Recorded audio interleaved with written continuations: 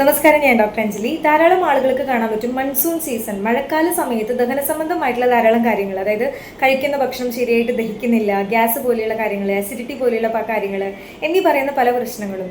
ഇതിന് മെയിൻ ആയിട്ടുള്ളൊരു കാരണം എന്താണെന്ന് വെച്ച് കഴിഞ്ഞാൽ വർഷ ഋതു, അതായത് മഴക്കാലം എന്ന് പറയുന്നത് ആയുർവേദപരമായി നമ്മൾ നോക്കുകയാണെങ്കിൽ നമ്മുടെ അഗ്നി, അതായത് ഡൈജസ്റ്റീവ് ഫയർ കുറച്ചൊന്ന് കുറവായിട്ടുള്ളൊരു സമയമായിരിക്കും. അതുകൊണ്ട് തന്നെ നമ്മുടെ ദഹനം വളരെ വീക്കായിരിക്കുന്ന ഒരു സമയത്ത് നമ്മൾ ഹെവി ആയിട്ടുള്ള കുറച്ച് കാര്യങ്ങൾ, മത്സ്യങ്ങൾ, മാംസങ്ങളൊക്കെ ധാരാളമായിട്ട് കഴിക്കുകയാണ്, ദഹിക്കാനായിട്ട് ബുദ്ധിമുട്ടുള്ള കുറേ കാര്യങ്ങൾ കഴിക്കുന്ന സമയത്തും ഇത് നമ്മുടെ ദഹനത്തിന് വളരെയധികം ബാധിക്കുന്നത് കൊണ്ട് ഈ കാര്യങ്ങൾ പൊതുവെ നിങ്ങൾ ഒഴിവാക്കാനായിട്ട് ശ്രദ്ധിക്കുക. അതുപോലെ നിങ്ങൾ സാലഡ് പച്ചയ്ക്ക് നിങ്ങൾ കഴിക്കുകയാണെങ്കിൽ അതും നിങ്ങൾ പരമാവധി ഒഴിവാക്കണം. കാരണം ഇതും ദഹിക്കാനായിട്ട് കുറച്ച് ബുദ്ധിമുട്ടുണ്ടാക്കുന്ന കുറച്ച് കാര്യങ്ങളാണ്.